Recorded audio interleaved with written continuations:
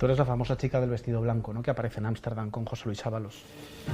Sí. Se te ha machacado muchísimo en redes. Sí. Todos y cada uno de los insultos los leí y los interioricé. ¿Te han llamado prostituta?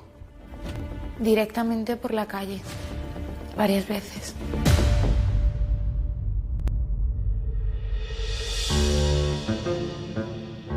He estado mucho tiempo en terapia.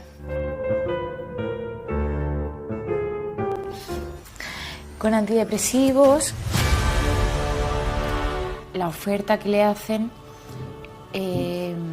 la tuvo que consultar con el presidente. Santos Cerdán no puede tomar esas decisiones por su propio pie.